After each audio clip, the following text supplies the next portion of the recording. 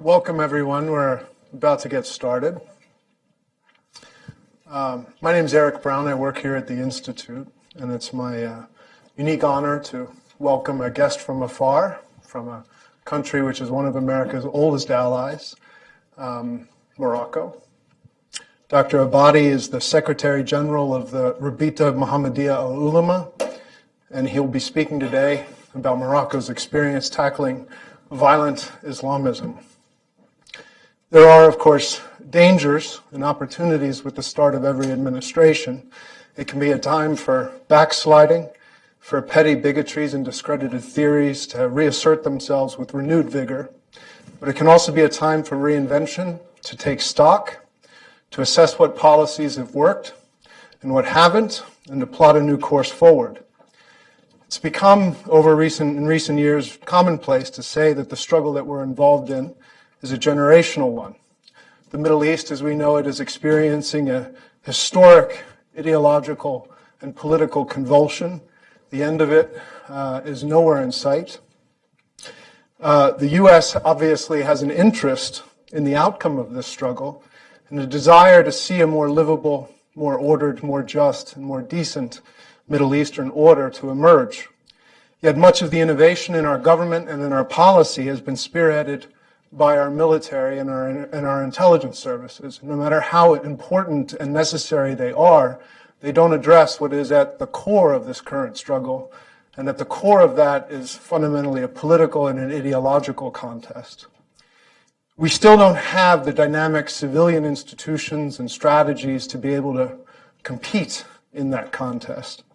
More worrisome, a common analysis continues to be elusive here in the United States about how exactly to define both our enemies, but as well to understand where the opportunities lie for us to begin to influence and to partner with our various allies and potential allies across the Middle East to be able to roll back the threat that we face in the form of Salafi jihadism and other forms of utopian radical movements. Greater clarity in all of this can be found by studying in depth Morocco's experience. In 2003, after a series of suicide attacks had ripped through Casablanca, the King of Morocco, Mohammed VI, declared war on ideologies, quote, from the East, which had penetrated his country's mosques, radicalized young people, and weakened the country's indigenous traditions of toleration, Sufism, and adherence to traditional Maliki Islamic law.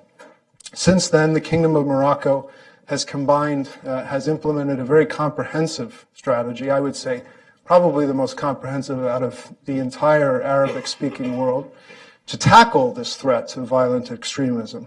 It has involved ramped up security measures in the form of more intensified community policing, among other things.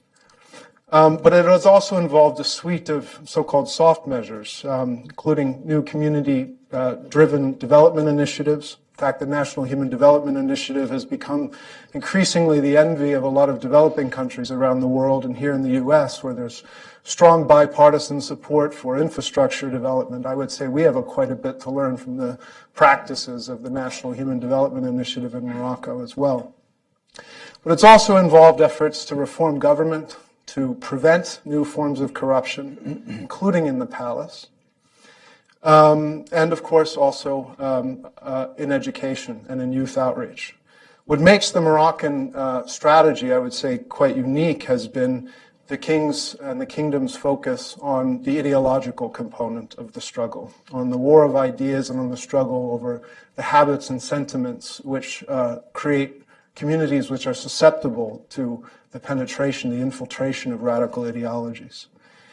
One of the leaders in this has been, of course, Dr. Ahmed Abbadi, who is, as I mentioned, the Secretary General of the League of Mohammedan Scholars in Rabat.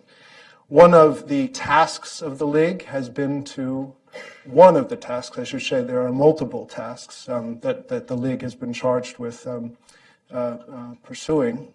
But one of the primary jobs of Dr. Abbadi is to tackle, to dismantle, and to discredit, to deconstruct the ideology of Daesh and the broader ideology of the caliphal revivalism that has been sweeping the Arabic-speaking world and elsewhere, including in South Asia and Central Asia today.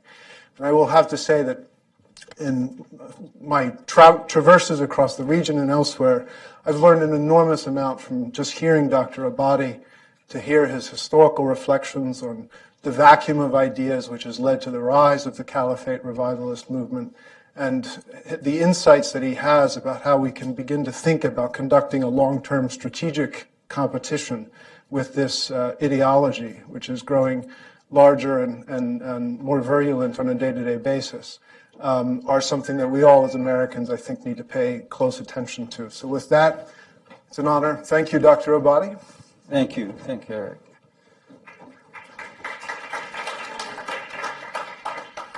Such a pleasure to be here today and share and learn about this quite intricate topic. This is definitely one of the most multidimensional problematics that our world has ever known, because it taps into utopia, into dreams, into weaponry, into communication, into persuasion, into politics, and this diversity of that realm of this very problematic definitely imposes a complexified but yet complementary approach. This approach definitely needs to tackle the issue basing itself on collective work. Now, we Homo sapiens have learned this concept of person years. We've discovered a big deal of algorithms that allow us to deconstruct a work that would take from one person, let's say, just 1 million years, and can do it if we know how to find 1 million using those new technologies, people, and using the appropriate and adequate algorithms. We would know how to cut this work into pieces of a puzzle and then recollect it and have the work quite done. What is possible today was not possible just a decade ago. And many of my generation are familiar with Mr. Fuller Buckminster, who used to speak about those issues here in America. But he felt that this was feasible, but yet the tools were not disposable during his time. Now it is possible. Now it is a turning point that we need to grasp, to seize, and start realizing that the limits of impossible have just vanished. I'm saying all this to say that we now need to learn how to work collectively to deconstruct this vast, large, complexified problem into its pieces. Well, the political time definitely does not allow such an approach, because politicians do have a limited period in office and they need to get it done within this period. They need to squeeze it in, or if they cannot, they would just send chimeras, reflections saying that, well, we've done it. We solved the problem. And, well, this is where we could stop, and the next generation into office would do it definitely. And those sayings have lasted in our little pale blue dots for quite too long. We need to change it. We definitely need to opt for a new time, new dimension of time where there would be complementarity between us, we Homo sapiens. There is a big disease we do suffer from, which is the disease of egocentrism and centrality. Each one of us feels that she or he are the center of the universe. And this would drive us into compiling works, jobs, duties in our lifetime, omitting that there is a possibility to think in a broader, larger manner, not just in a linear way.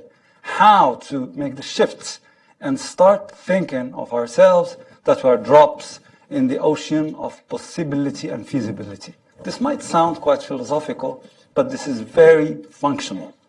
Very functional because those people, we're talking about Daesh, have realized that this is the way to do it.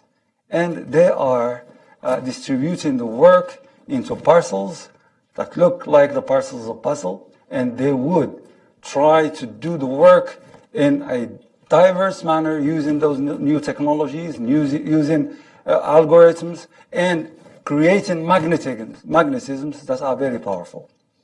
I would just highlight 4 of those types of magnetisms that are used by Daesh. One, the dream of unity.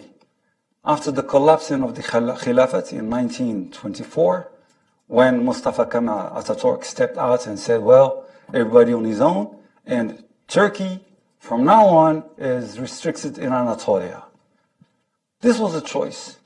And he took the responsibility to make such a choice, and his co-citizens agreed with him, and, well, we do not have anything to do but pray for the success.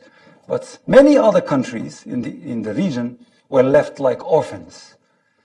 Those countries, such as Syria and Sham region, Lebanon, Palestine, other countries, such as Egypt, such as Iraq, such as now didn't exist at that time, Jordan, and then Tunisia, Algeria, and Kosovo, and Bosnia, Herzegovina, and other countries, even some parts of India, were not used to make decisions. Decisions used to come in the form of faramans from Astana, Istanbul now, and would be implemented by the pashas, who would definitely try to ensure, yes, the interests of Al-Bab al-Ali, the Khalif, but also of the crew that is working with them.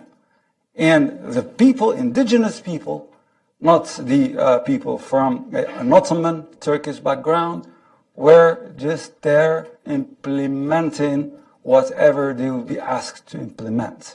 They did not learn how to make decisions. And this is why this orphanage feeling was so heavy. And people started looking for a panacea, a cure pill. The dad is dead. So we need to look for a new dad. And this new dad would be the new Khalif. And this is why this theory was very seducing theory. Everybody said yes, because this is the easy way. Let's build up a Khilafah again. And this was the theory of Muhammad Rashid Rida, and then his disciple Hassan al-Banna, and then al-Nabhani of Hizb al-Tahrir, and then when it didn't succeed after the forming of Al-Ikhwan Muslim Brothers, then we had Pan-Arabism, and then Pan-Socialism, Pan-Communism, and all those flavors and aromas in the region that strived to implement, create a new form of unity. Daesh is saying, well, we have the divine way to implement Khilafah. And Daesh is here to stay and to expand. And this is why this dream of unity was so appealing and attracting to youngsters who were disappointed, who were in quite despair due to many other elements and factors, parameters, such as corruption, such as injustices, such as, name it. And this is how we've witnessed this draining in of the youth from age 18 to 35 or 40 even in this, imbroglio called Daesh. The second dream that forms also a big magnetism is the dream of dignity. You are wifeless? Come to me. I'll marry you to the most pious, beautiful lady in the world. You're husbandless? Come to me. I'll marry you to a jihadist stallion.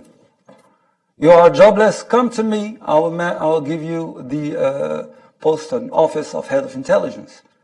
maybe Secretary of State of Defense, whatever you would like. You are willing to be a scholar, a true scholar of Islam, come to me. I'll give you the zipped training that would make out of you a scholar in 5 days. If you pass away, paradise now. And you have the opportunity to cross from zero to hero in no time. And this dream is very magnetic, and unless we succeed in producing alternative dreams, then we'll be beaten in this ground, in this arena of Morpheus, of dreams. The third dream is the dream of purity. What Daesh has brandished in terms of purity is that the other's religiosity is stained and pure. We are offering you the purest forms of religiosity. A religion without bid'ah, a religion without any false notes. It's all pure, and this is how the prophets used to practice religiosity. And we should recall here that those dreams used to be in the region the businesses of other compositions of politicians, of militants, and so on. The first dream, unity, used to be the business of Muslim brothers, of Islamists, of Pan-Arabists, of Pan-Socialists and communists and so on. They've hijacked it. The second dream used to be the dream of the militants for human rights and justice and transparency and name it. They've hijacked it. And in a holy, divine manner. The third dream used to be the dream of Salafists, because this is what Salafism has been saying for almost a century in the region. They have hijacked it. The last but not least is the dream of salvation. This is the end of time, and we have the Arch of Noah. If you want to save your soul, come to us. Take a seat in the arch, otherwise you just perish. And this is very powerful, because I've been trying to retrace why we Homo sapiens do feel that we are a very old species. Whereas we are a very young species. I don't know from where exactly. I have some ideas, but I do not know from where exactly this conviction infiltrated our thoughts. We need to agree and to stick with the fact that definitely the best is yet to come. So this arena of dreams has been an omitted, neglected one. And this gave them the chance to work in tranquility, because there was no competition. Under the excuse of realism, and the excuse of functionality, and the excuse of being operational and efficient, we were speaking a wooden language that was not well perceived nor welcomed by the youth, who were looking for something exciting, some hardcore entertainment in the real world, some real action here. This is exactly what was provided, and we've been trying to observe their discourse and their materials on the net, printed, audiovisual, both, and we've tried to extract what are the greatest messages and the biggest messages. One of them is this keenness to make adrenaline flow within our youngsters.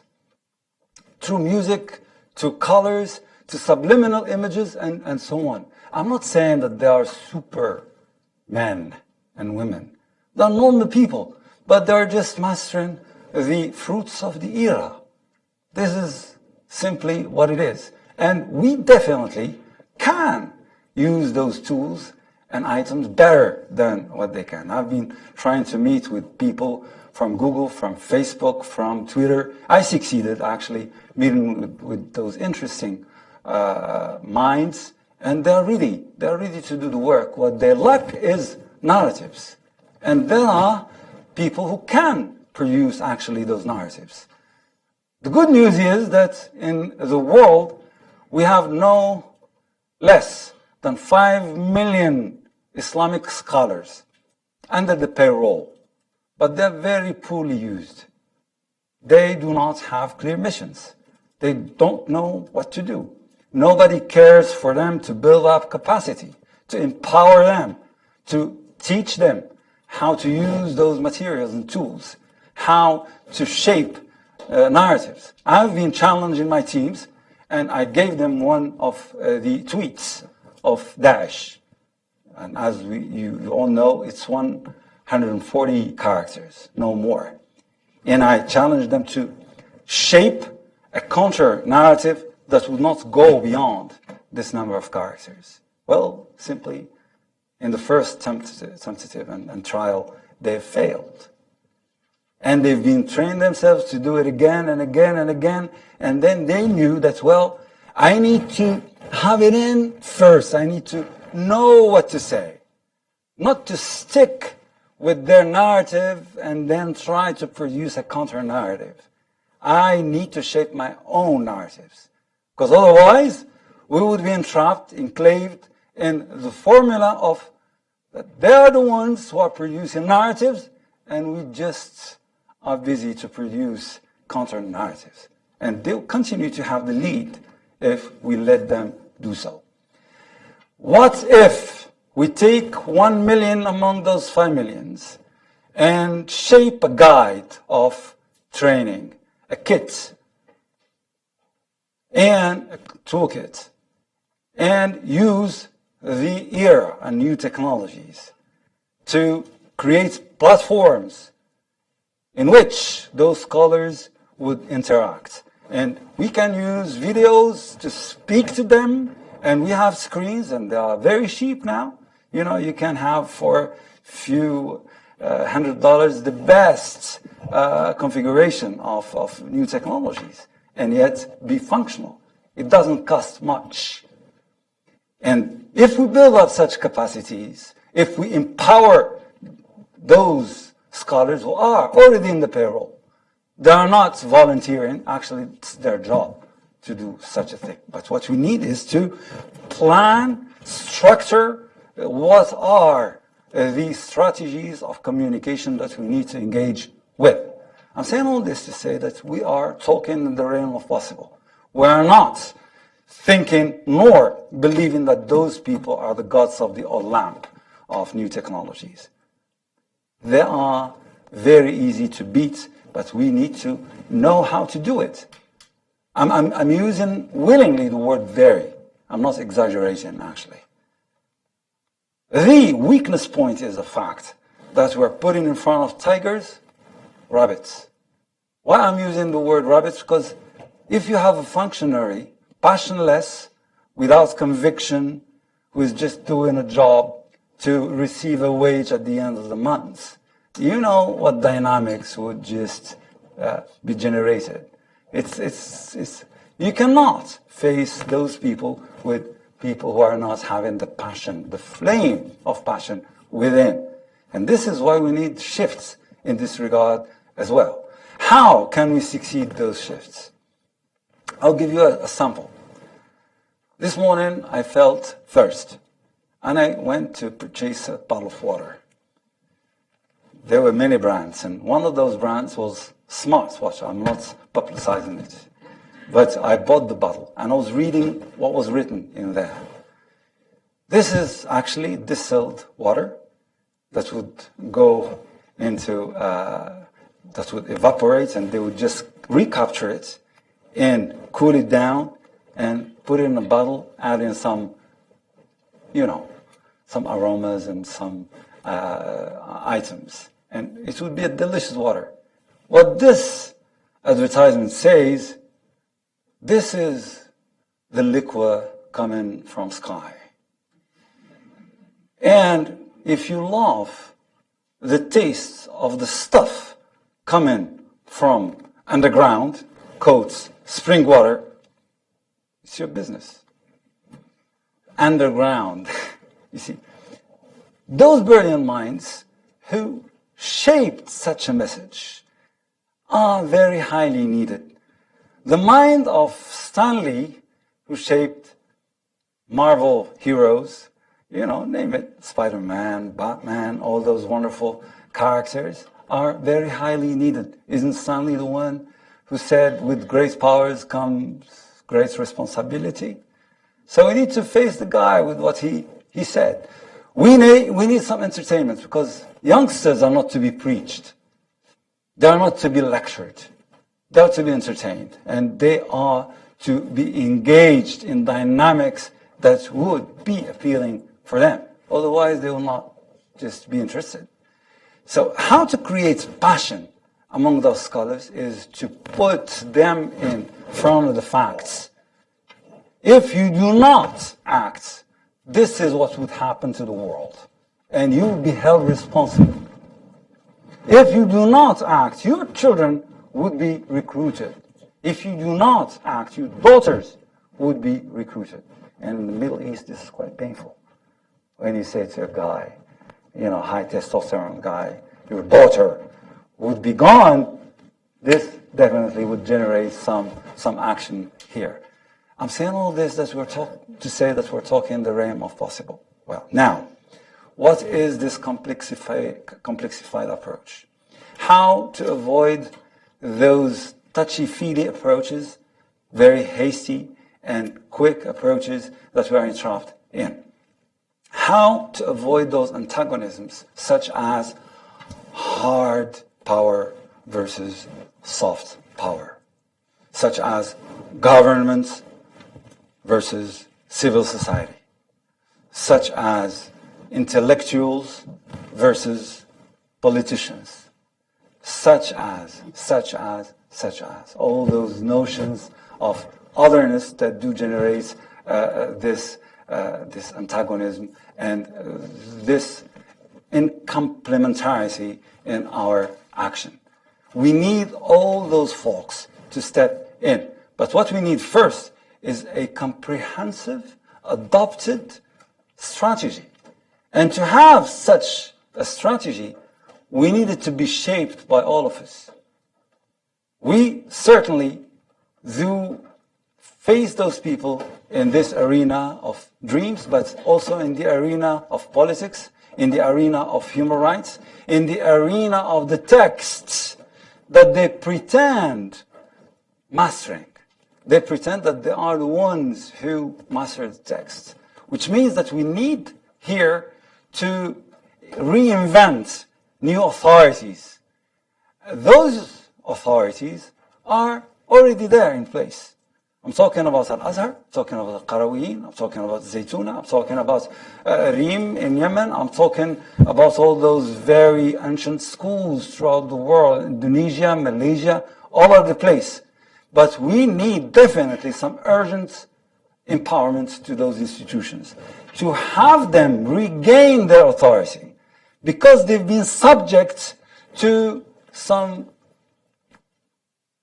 deconstruction of the authority by Salafists, by modernists, by new Muslim brothers waves, by Islamists, and by everybody, and by themselves, because they were not doing enough innovation and renovation within their schools. So once again, it's a matter of empowerment and a manner to communicate to those people that they can. But they need to recall that there are millions of them. And if everybody among those millions does her own share of the work, then it would be done. Also, this comprehensive strategy definitely needs to represent what makes this discourse influential. One of the things that do make this discourse influential are the grievances. And we've been deconstructing the discourse and extracted the 10 main grievances that those people do vehiculate. One, conspiracy. That the West has been conspiring against the Muslim world to scatter it, to separate it, whereas they were, they would say, united. the United States of America, European Union, Benelux, Commonwealth, name it. And they are denying us the right to unite, dream of unity, and our governors, kings are not doing anything about that. We need to step out and do it for ourselves and for you. Moreover, we are ready to give ourselves, our lives, as martyrs, just for you, and the sake for a honorable and better future. We're here for you to serve. You know, how can we counter such discourse if we do not squeeze our brains to do what smart water people did? 2, colonialism. Those countries factually murdered millions of you here in the region, and no damage repair, no reconciliation were conducted to turn the page. And they're not even sending you a message of such a will of doing a reconciliation movement globally wise and then just solve the matter. And our governors, kings, presidents are not doing anything in this direction. We are now obliging them to think about such damage repair. 3, the issue of Israel. 4, the issue of double standard. 5, issue of humiliation in the media and movie business and so on. How the Muslim is portrayed. Look, and our governors are not doing anything about that. 6, the Iraqi, Afghani, Bosnian, Herzegovinian, Central African, Burmese, name it, cocktail. 7, the draining and stealing of wealth. They would say, look, the barrel, which is a metal, costs more expensive than the content, oil, actually. It costs cheaper than water itself. Governors, kings, presidents are not doing anything about that. We are going to restore it. 8, infiltration of the value system. 9, amazingly enough, falsification of history and geography. History, they would say, well, look, they do jump over 1,000 years of Islamic inventions and reconnect directly with the Greco-Roman period and era without saying a word about you. What a denial. So we are restoring it. Geography, look at Africa, Asia, they seem smaller than Europe in Mercator map, for instance. And north is up, which means that there is an egocentrism. Why don't you say that when Orient was up, it was an egocentrism? It's amazing the fact that they are alluding to such argumentary. 10, the insulting of the prophets and burning of the Quran. Those are matters that are in the air. You will not find them in blocks, 1, 2, 3, 4. This is the efforts of the Kingdom of Morocco, who we tried to extract through running over all those messaging tools and supports to try to derive those messages. And they are definitely subject to some engagement and responses. This is in one hand. In the second hand, you have some 25 Sharia arguments that they do vehiculate. I will not bore you with that, but wala bara, apostasy, 25 of them. And they look like the rifle effect in the brains of youngsters, because those people who are shaping such discourses would wear the turban of the scholars and knowledgeable people, and they would irrigate themselves as being the leaders of the masses that are suffering from injustice. In the third place, we have also something very important that we should not forget about, which is how swiftly and subtly the education system has been infiltrated in the region in the name of independence and movement to chase the colonizers out, and name it. We've had many infiltrations. We need to revisit what we are putting in the minds of our children. And many of those items, not just in the Muslim world, outside of this place as well, there are many mind items. And we need to take away those minds from those curriculums to have a safe and secure, definitely secure education system. Here I'm talking about this issue of responsibility of the state. How about laicity? Isn't it an infiltration in the freedom of people, religious people? Is it not a type of inquisition? Is it not a manner to impose a single viewed approach upon the crowds? Is it not injustice itself? And I know that this is a very aggressive interrogation. What is the response to that? The response is that the state has the responsibility to guarantee the security of its citizens. If states do not ensure this security, then those citizens will stay a prey for those tigers once again. What Morocco is doing about all those matters is one,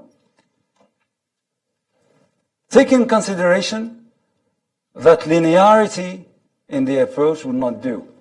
We need it to be horizontal and taken at large, complementarity between all those forms of actions, political action, human rights action, educational action, soft power actions, and name it. We need to have it. But moreover, one of the biggest problems we faced in Morocco, and we are facing it throughout the world, is the fact that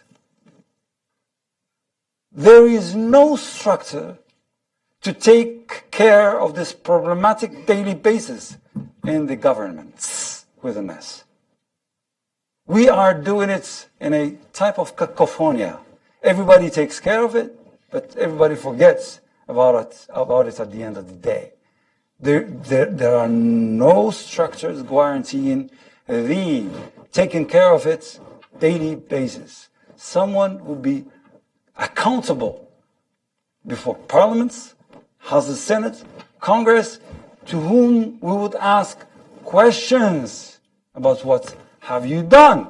How did you spend the public money? We're talking about $3.5 trillion who just were burned away.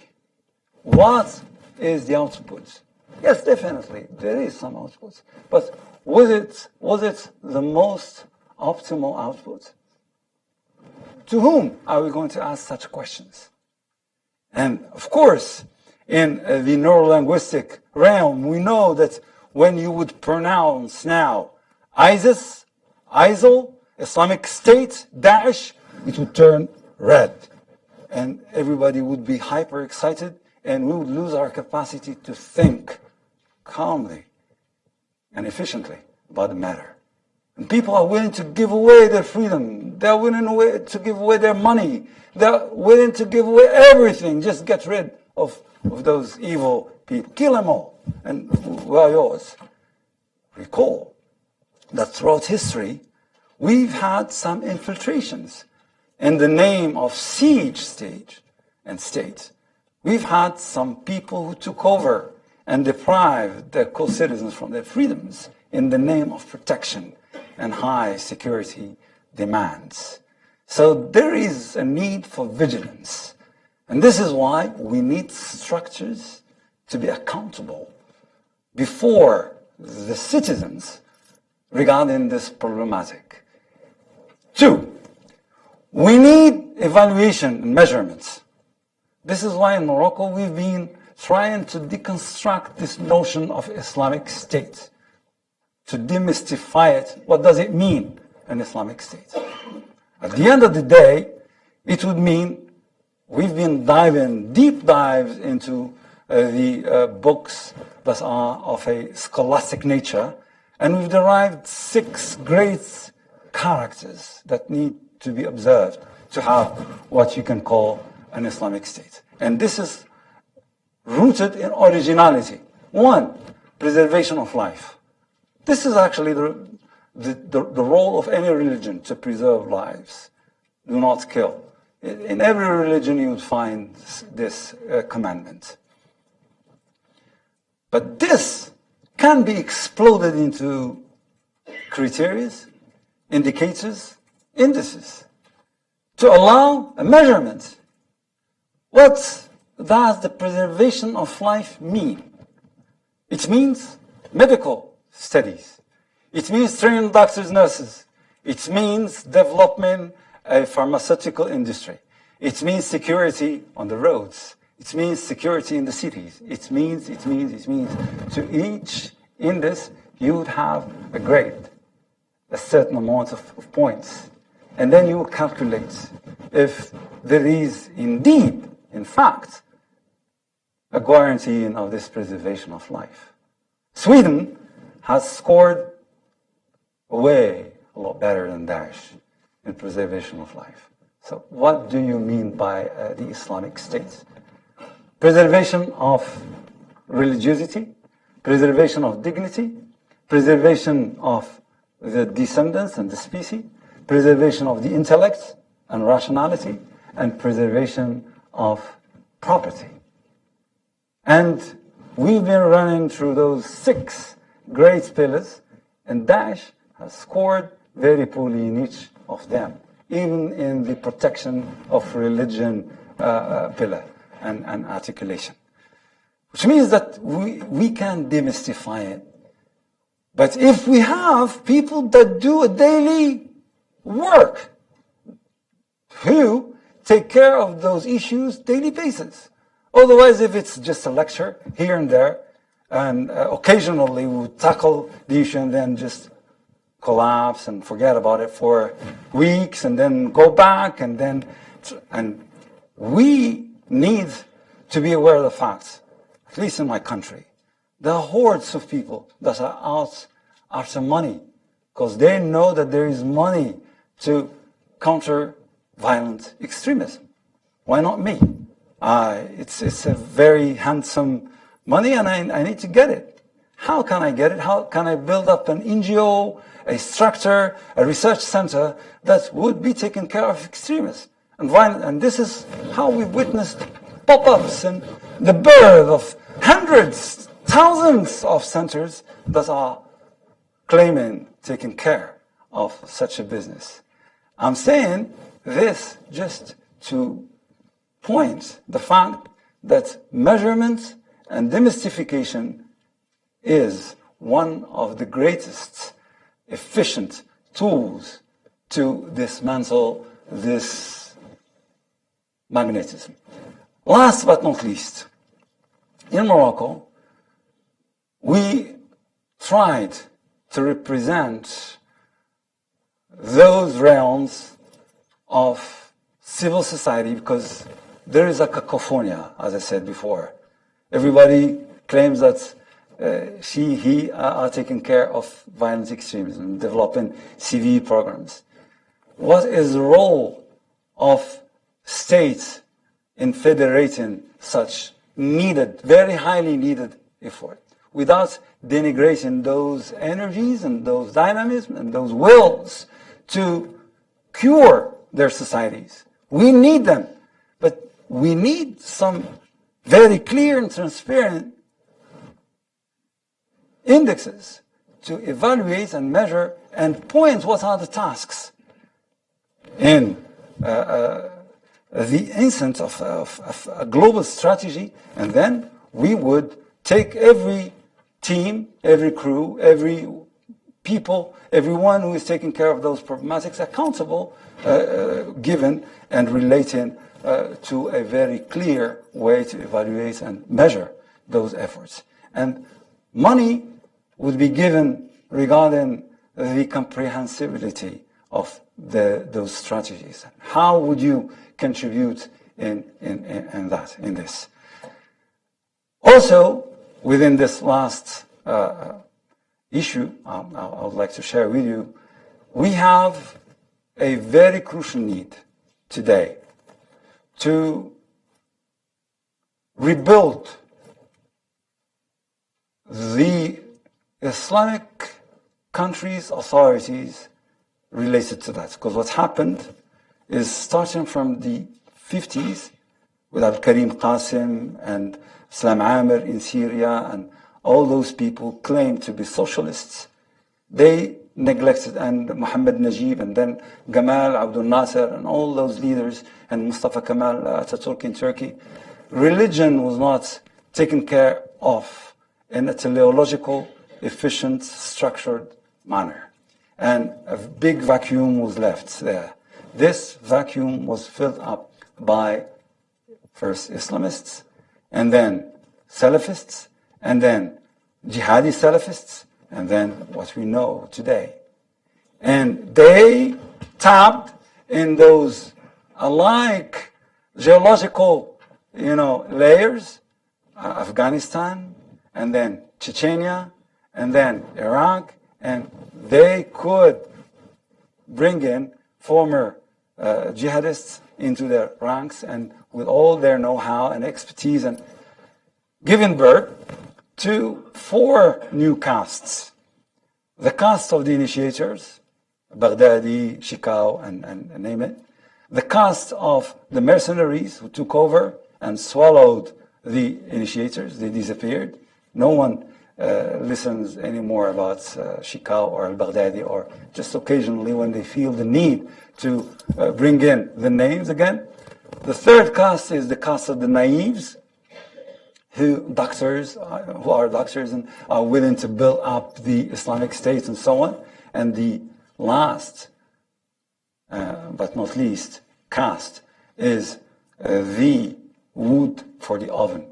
Those youngsters who would be brought in to die in the arenas of the battle. So with the first 2 castes, there is nothing to say. We need to talk to the third and to the fourth caste. We need to shape new messagings towards those people and try to bring them in like what is done in the battle against addictions. Former addicts are the most efficient. But we need to make sure that, the recovering is for real and not just flourishing. For this, we made sure that the action would be in all those articulations, even in prisons, in schools, shaping cartoons, video games, colorful and joyful, to compete with the elements that are produced by those violent extremists. And we've been working also on curriculums, and we still are. We've been working in the domain of scholarship and history, what is to be derived, reinvited from history to make the perception clearer. We've been working in the text, tackling it and trying to respond to those matters, 25 of them, more obvious. There are some other items that are tackled and addressed as well. We've been working in the realm of dreams, competing with Morpheus and trying to produce greater, genuine dreams. And we also have been tackling the dimension of governance to make this sustainable, measurable, and efficient. I'll be open to your questions. Thank you for your attention.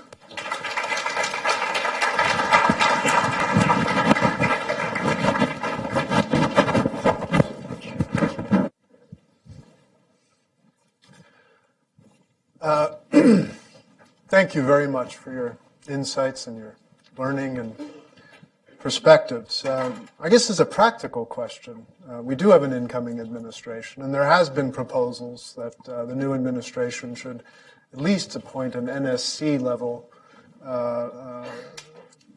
person who is in charge of conducting America's efforts to prosecute the struggle, political and ideological as well as military struggle with Salafi jihadi ideas. With a view toward finding the new complementarities that you're talking about, what would you propose this new person who would be held responsible to Congress and would answer to the president? What do you propose this person should focus on?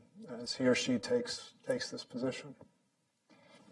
Well, the first crucial requirement is a comprehension and a multi-dimensional vision, and analysis and diagnosis to the problematic. We need to make sure that, well, either this person has done her or his homework regarding this assimilation of the problematic, or having assets and readiness and skills to engage with such a vast and multidimensional problematic. And this is very easy to measure, not just in terms of IQ, but in terms of the past and the CVs, and it's measurable and it's easy to know. Two, we definitely would need that this person knows how to talk to the new people in office. I'm talking about the Oval One. And also to have skills to federate and to engage in a continuous and sustainable daily work regarding this. Three, how to not give this impression that this is mine, but rather this is ours, not just nationwide, but worldwide. We need this opening to have everybody engaged, but we need filters that would capture the essence of those efforts and put them in a comprehensive strategy and build up.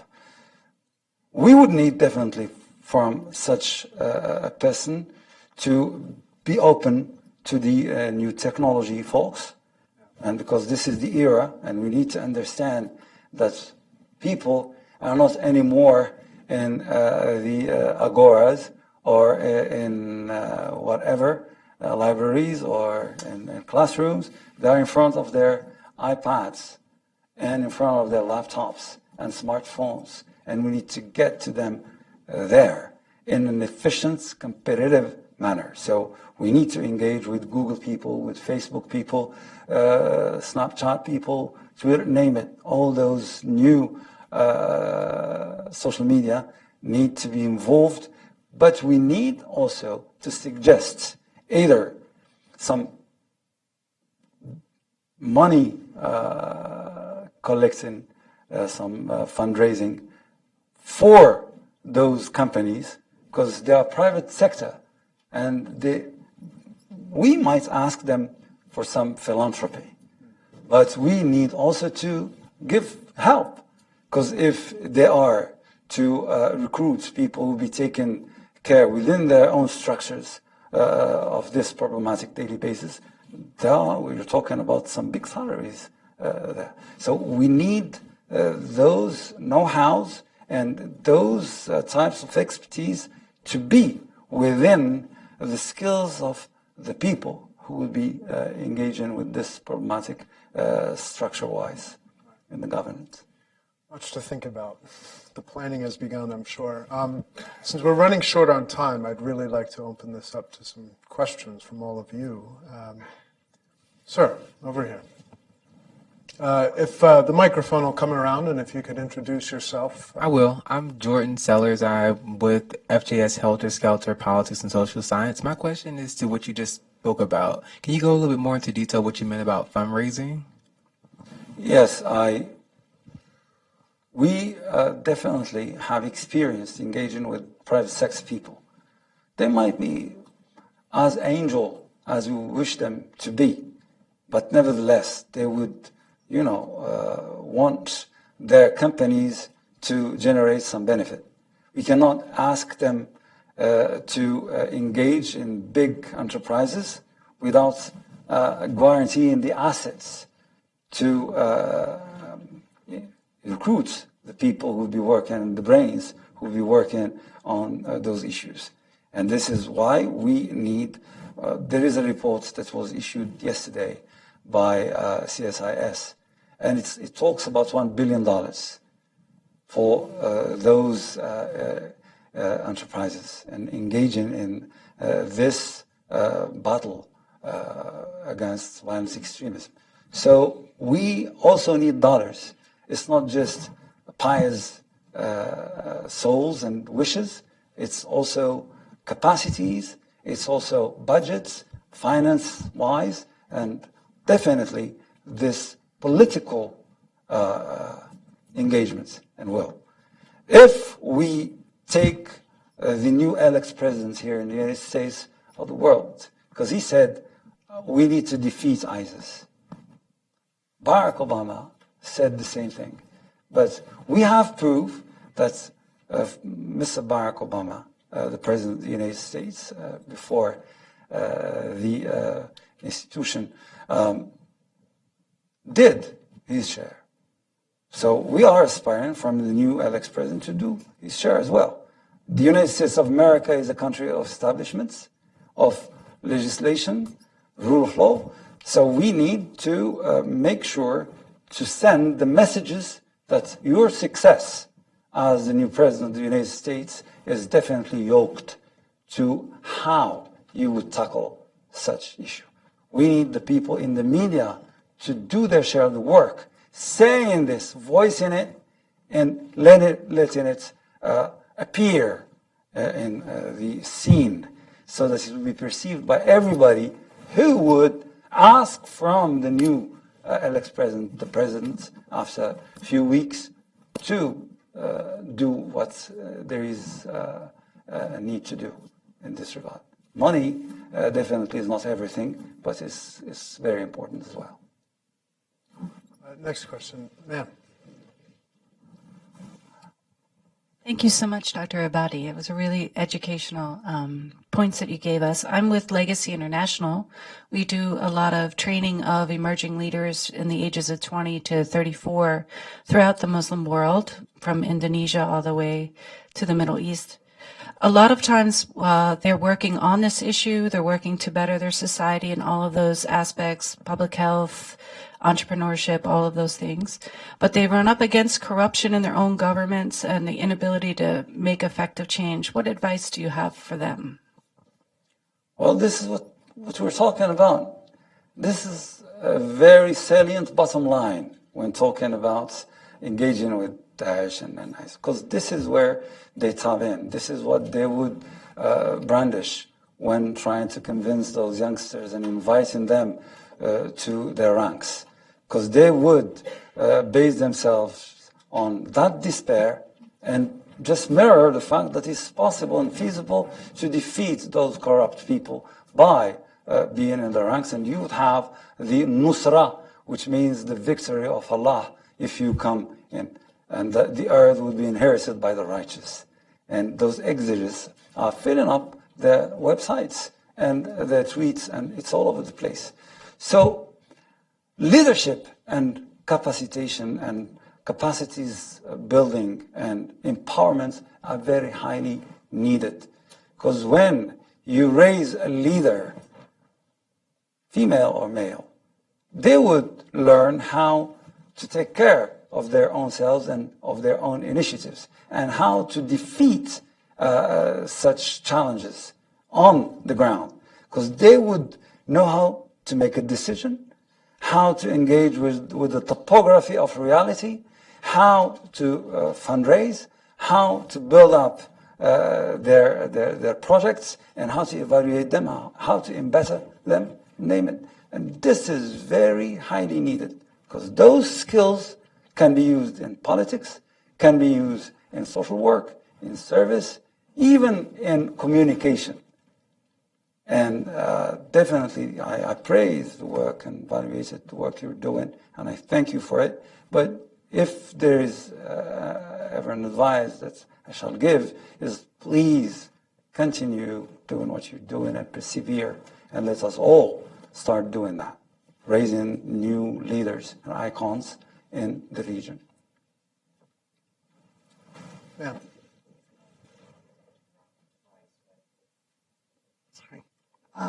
But what I did see about 10 years ago were women with the covered from just the eye open, the total covering, which to me meant more of an extremist. But what I was listening to, all of the things that you were talking about is not, I didn't hear anything about economic development, because part of keeping young men or people busy is jobs. And I was wondering, what kind of aspect, what were you thinking of doing in that area? This is exactly what I meant when I said they would say in their tweets, "You're jobless, come to me, I'll give you a job." This is the economical side. And Eric, in the introduction, talked about the Human Development Initiative, and I do not want to seem someone who is just advertising his own country. This is a global issue, and we need to own it, all of us. And definitely, I totally agree with you that economic is a very fundamental pillar of this multi-dimensional approach we've been trying to talk about during our exchange in chat this noon. Also, of course, when you have a population of 1 billion young people in the region, 1 billion, and they would be evolving in 4 years to be 1.2 billion in the region. We don't want those people to be in despair. We don't want those people to be without any horizon of hope. We want them to have hope and have confidence of the feasibility of any trial to create a better world. And this is what we need to generate today.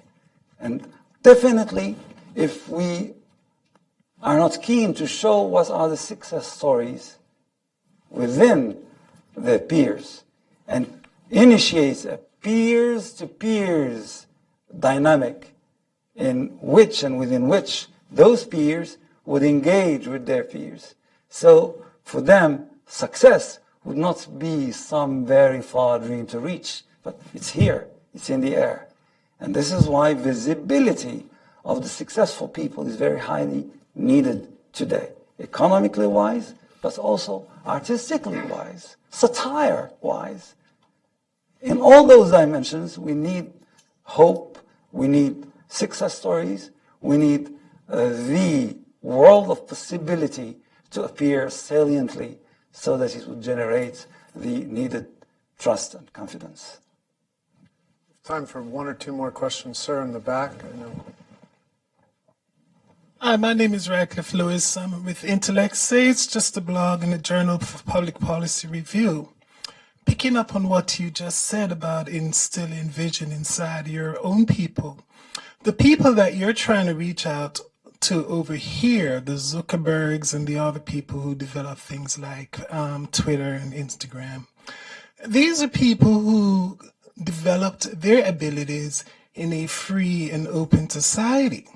Now, to develop the capacity, you have to in order to create short text and memes and images and so on and patterns, you have to have enough freedom of expression in order for the visual artists to do things like drawing and photography and other things and experiment first. You have to give them a chance to experiment in the labs and the studios in order to then become the savvy media artists that you're trying to reach out to in order to defeat Daesh.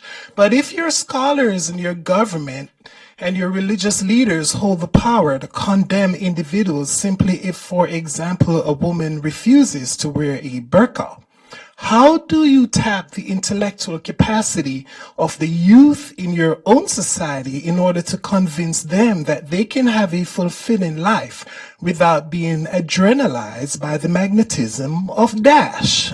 Can you please elaborate on some of the steps your own government has taken in order to instill freedom of expression in your own people relative to your mission? Thank you. Thank you. Thank you for this very comprehensive and clear question. And you just put your finger on one of the most challenging issues, actually. And this is real. What you said is real in the region, by the way. And the ostrich policy will not do. We need to face it, and we need to tackle it in an intelligent and limpid manner. Of course, human rights in many countries of the region are still tackled in a cosmetic way, because it's in vogue, it's a sign of avant-garde. People would just, adopt these slogans of human rights and freedom of speech, freedom of expression. But to get it to a deeper layer of doing it, not just saying it, having it infiltrate the laws and legislations and constitutions, and putting in place structures of accountancy and reckoning that would touch this, having a free press to follow up and to definitely demask and disavatar those who are saying what they're not doing. Unless you do this, you will not reach this other deeper layer. And this is a work that needs to be done by the people of those societies themselves. Because if they are dictated to do this, it would look, sound, appear as if there were conditions to be left alone and to not be, disturbed by all what they've been doing negatively. So, let's do this to be in accordance with those amendments of the United Nations and what the European Union wants and what the United States wants, and then would stay tranquil and nobody would disturb us anymore. This is what I mean by cosmetic. So it's an ongoing work, and here we would need some true leaders once again. People who would be convinced that this is the way and who would be ready to give away their time, their energy, their tranquility, and even their freedom if there is need for such a thing. I'll not go up to their lives as well. But it's an engagement. You cannot tackle those issues from neutral. You need to put your hands in the bacon paste. But what is Morocco doing about that? What Morocco tried to do, starting from 1990, is exactly to operate the shift from cosmetics, human rights-wise, to real human rights acts. And at first, we've had this consultative council for human rights. And it still had some cosmetics in it. Because, we've had lots of resistance then.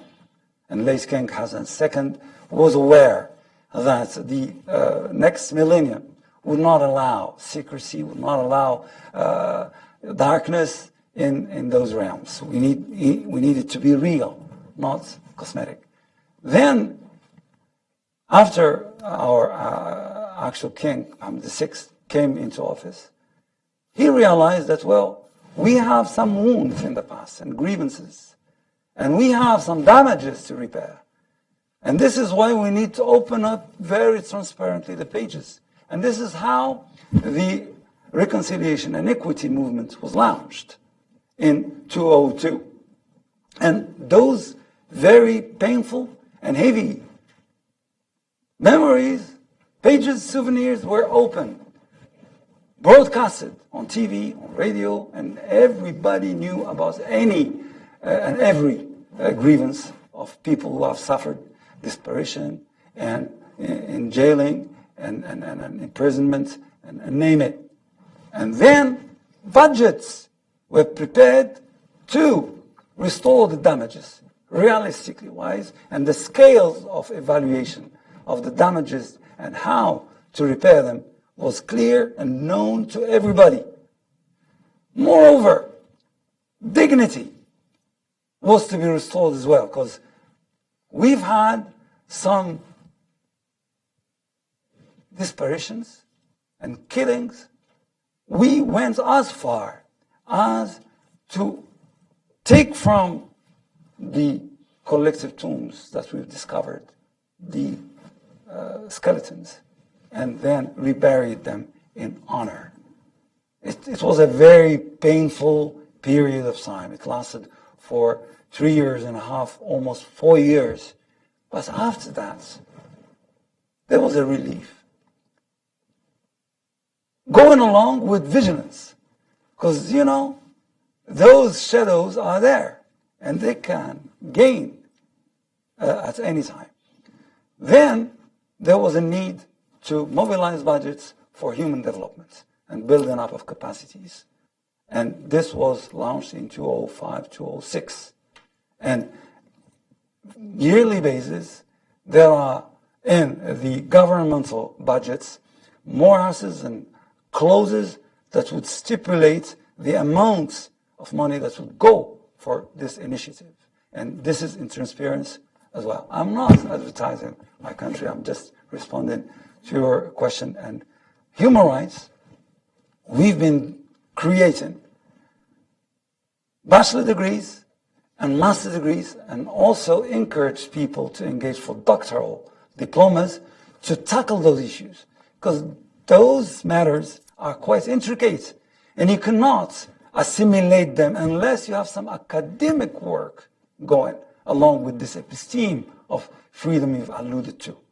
And this is why it was very crucial to create spaces in which such a training would be given. People would be able to theorize and to dive into the history and extract this RMR, retro moderate relativism, that would assist people to adopt the notions of human rights based on their own culture, because such an ownership is crucial. And then we've been going through the generations of rights until the third generation, and now the fourth generation, I mean solidarity rights. The techniques through which solidarity rights work in society are different from the techniques through which the other rights and types of rights do work in society. And those rights would require sets of capacities that need to be built. And this is why the academic dimension is important as well. Media, blogs, all of this is needed to accompany a given society, and this is what we've been trying to do in Morocco, to make the transition towards this horizon that we all aspire for. It's not easy. Once again, it's a daily work. We need political parties to understand it, to assimilate it, to put it in their training curricula, programs, and manifestos.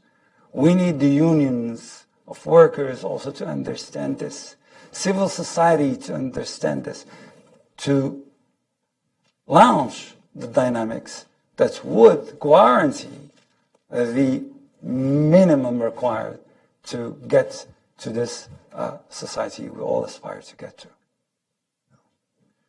Thank you so much for sharing your perspectives, and we hope that we can welcome you back here at some point. My pleasure. Not too long from now. Thank you. Thank you.